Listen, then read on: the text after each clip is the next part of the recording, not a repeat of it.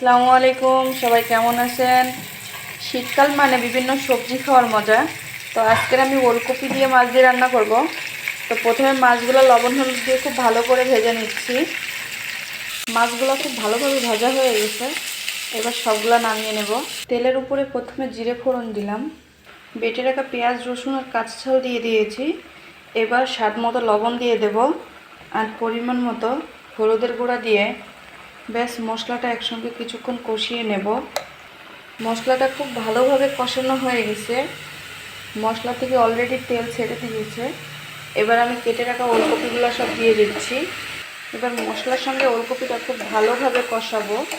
আপনারা চেষ্টা করবেন ওলকপিটা আগে ধুয়ে নিয়ে কাটতে, তাহলে ওলকপিটার মিষ্টি স্বাদটা থেকে যাবে, খেতে অনেকটা মজা লাগে।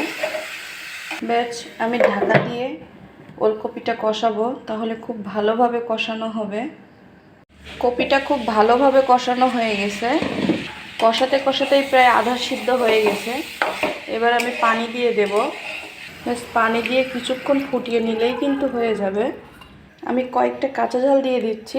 শীতের যে কোনো সবজির সঙ্গে কাঁচা ঝাল সিদ্ধ কিন্তু খেতে আসলে অনেক মজা লাগে। তরকারিতে খুব ভালো করে জাল উঠে গিয়েছে। এবার আমি ভেজে রাখা মাছগুলো সব দিয়ে দেব।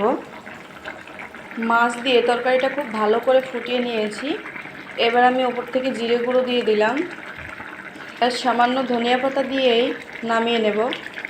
শীতের সময় ধনিয়া পাতা দিয়ে যে কোনো তরকারি খেতেই কিন্তু খুবই মজা লাগে। তো আমার ভিডিওটি আপনাদের কাছে কেমন লেগেছে অবশ্যই জানাবেন। ভালো লাগলে অবশ্যই আমার পাশে থাকবেন। ধন্যবাদ কষ্ট করে ভিডিওটি দেখার জন্য। আসসালামু আলাইকুম।